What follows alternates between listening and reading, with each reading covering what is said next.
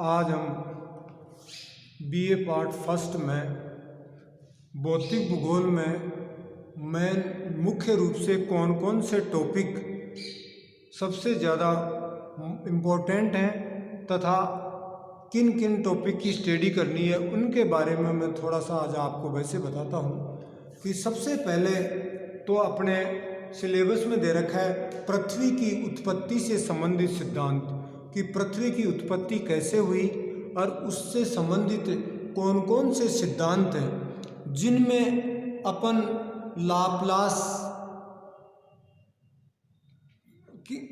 Laplace फिर उसके बाद में Moulton, James Jeans, Jeffreys, Chamberlin, इनके सिद्धांतों के बारे में सबसे ज़्यादा स्टडी करनी है। Laplace, Chamberlin, James Jeans, Jeffreys, इनके अनुसार पृथ्वी की उत्पत्ति कैसे हुई तथा पृथ्वी की उत्पत्ति से संबंधित कौन कौन से उनके परिकल्पनाएं या सिद्धांत हैं उनके बारे में आपको अध्ययन करना है। दूसरा, अपन को आइसोस्टेसी या समस्थिति के बारे में अध्ययन करना है कि समस्थिति किसे कहते हैं, समस्थिति क्या चीज़ है। प्रार्ट और एरी ने समस्थिति के बारे में क्या बताया कि पृथ्वी के धरातल पर इतने ज़्यादा अंतर पाया जाता है कि कहीं बहुत ऊंचे ऊंचे पहाड़ पाए जाते हैं, कहीं गर्त पाई जाती हैं, फिर भी इस पृथ्वी के धरातल पर संतुलन बना रहता है। तो उस संतुलन को समस्थिति के नाम से जाना गया है। तो समस्थिति क्या चीज़ है, समस्थिति के बारे में कौन कौन से विचार जिसमें प्रार्ट, एरी, हैफोर्ड, बोवी, जोली, आर्थर होम्स आदि कई विद्वानों ने अपने अपने विचार प्रस्तुत किए हैं। तो समस्थिति के बारे में एरी, प्रार्ट, होम्स, जोली तथा आदि के क्या क्या विचार हैं उनके बारे में भी अपन को स्टडी करनी है। उसके बाद में तीसरा उसमें दिया है कि महाद्वीपीय विस्थापन सिद्धांत के बारे में उसने दिया है कि महाद्वीपीय विस्थापन सिद्धांत या प्लेट विवर्तनिकी सिद्धांत, इनके बारे में भी आपको स्टडी करनी है कि वेगनर का महाद्वीपीय विस्थापन सिद्धांत क्या चीज़ है और किस तरह से पहले महाद्वीप थे, वर्तमान में कैसे बने, उनके बारे में तथा प्लेट विवर्तनिकी सिद्धांत, इनका भी आपको इसमें अध्ययन करना है। उसके बाद पृथ्वी की आंतरिक संरचना के बारे में कि पृथ्वी की आंतरिक संरचना कैसी है,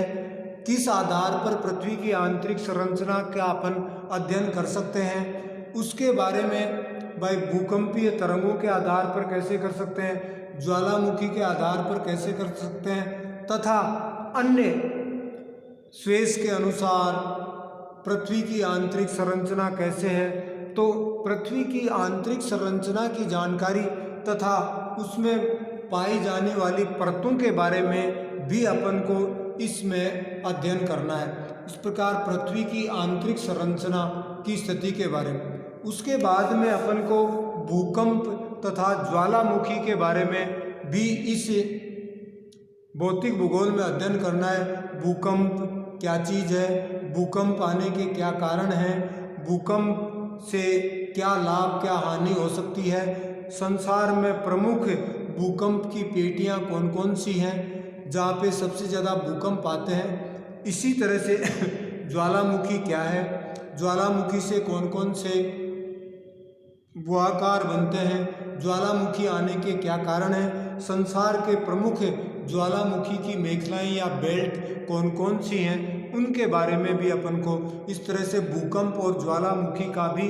इसमें विस्तृत अध्ययन करना है। इसके बाद में अपन बात करें पर्वत निर्माण सिद्धांत, जिसमें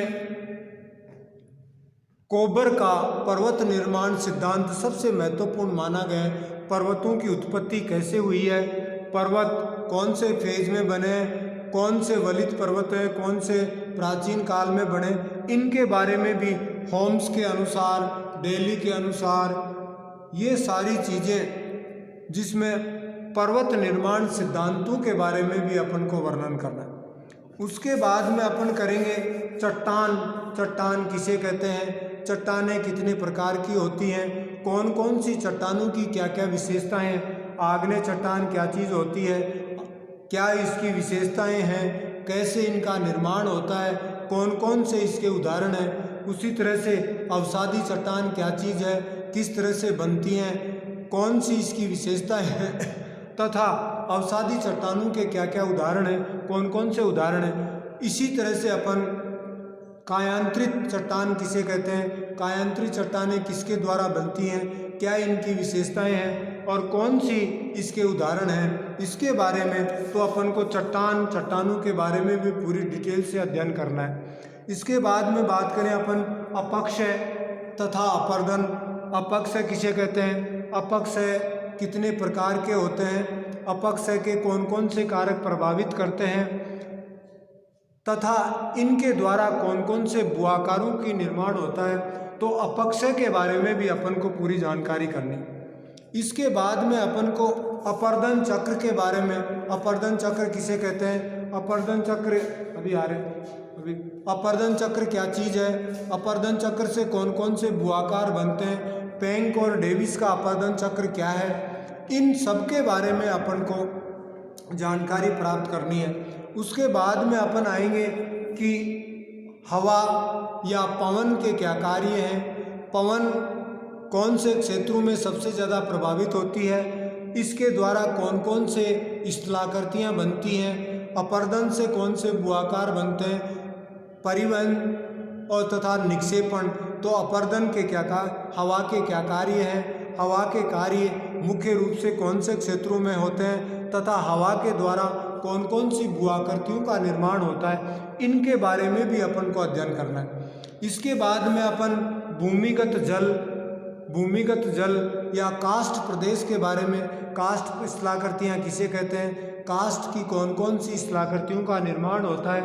जिसमें भूमिगत जल भी कह सकते हैं, तथा इनसे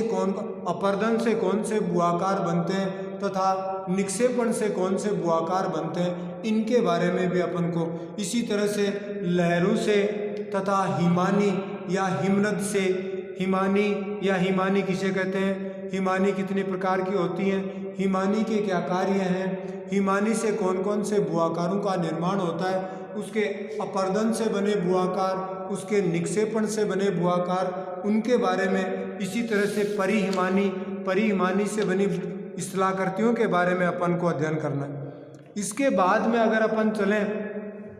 तो अपना मेन है वायुमंडल। वायुमंडल किसे कहते हैं, वायुमंडल का संगठन किन से मिलकर बना होता है, वायुमंडल की कौन कौन सी परतें हैं, वायुमंडल के बारे में आप क्या क्या उसकी विशेषताएं हैं, प्रत्येक परत, वायुमंडल की परत की क्या विशेषताएं हैं और किसके लिए महत्वपूर्ण मानी जाती हैं, तो ये वायुमंडल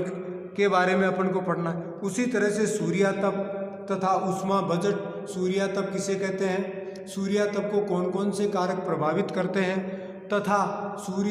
उष्मा बजट क्या चीज़ है, उष्मा बजट के साथ उष्मा का संतुलन कैसे बना रहता है, तो उष्मा बजट, उष्मा का संतुलन तथा सूर्यातप, इनके बारे में भी आपको इसी में करना है। उसके बाद में तापमान किसे कहते हैं, तापमान को कौन कौन से कारक प्रभावित करते हैं, पृथ्वी पर पाई जाने वाली प्रमुख ताप कटिबंध कौन कौन सी ताप कटिबंध हैं और इन ताप कटिबंधों के आधार पर कौन कौन से इसको तापमान को प्रभावित करते हैं, तथा उसी तरह से समताप रेखाएं, जुलाई की समताप रेखाएं तथा जनवरी की समताप रेखाएं, इस टॉपिक के अंतर्गत आपको पढ़नी। इसके बाद में वायुदाब तथा हवाएं, वायुदाब का और हवाओं का क्या संबंध पाया जाता है, पृथ्वी पर वायुदाब की कौन कौन सी पेटियां हैं, उन पेटियों के बाद में हवाएं, जिसमें स्थायी हवाएं, मानसूनी हवाएं तथा स्थानीय हवाएं, उन सब का इसी के साथ साथ ये वर्णन करना। उसके बाद में अगर अपन बात करें तो मानसून, मेन चीज़ मानसून क्या चीज़ है, मानसून किसे कहते हैं,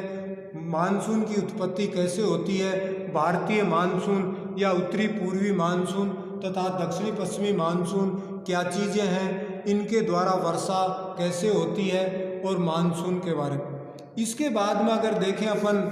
आर्द्रता है, वर्षा है, इसी के साथ वायु राशियाँ, वायु राशियाँ किसे कहते हैं, वायु राशियाँ वाताग्रह,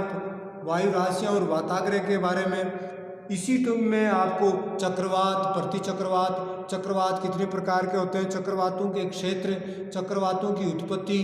इस ये तथा मोटे रूप से जलवायु, जलवायु किसे कहते हैं, जलवायु के प्रकार,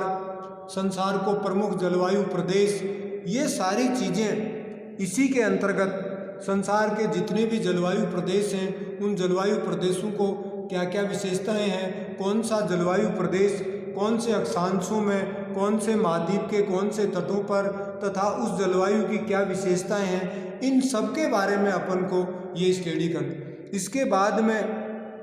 ग्लोबल वार्मिंग का भी इसमें आपको अध्ययन करना है कि विश्व ताप वृद्धि के क्या कारण हैं, किस तरह से पृथ्वी के धरातल पर तापमान में वृद्धि हो रही है, ये तापमान में वृद्धि के क्या क्या नुकसान हैं और इन तापमान की वृद्धि को अपन कैसे रोक सकते हैं, इन सारी चीज़ों के बारे में। उसके बाद में अगर अपन बात करें तो समुद्र विज्ञान में अगर महासागरों की विशेषताएं, महासागरों में लवणता, महासागरीय तापमान, महासागरीय धाराएं, महासागरीय ज्वार भाटा, इन सारी चीज़ों का अध्ययन इस पेपर के अंतर्गत आपको करना पड़ेगा। तो इस तरह से आपको बताया कि भौतिक भूगोल में आपको मेन रूप से कौन कौन से टॉपिक पढ़ने हैं, इनके बारे में जो चीज़ बताई है वो अध्ययन आपको विशेषतः इसमें करना है आपको। कि बहुत बहुत धन्यवाद, थैंक यू।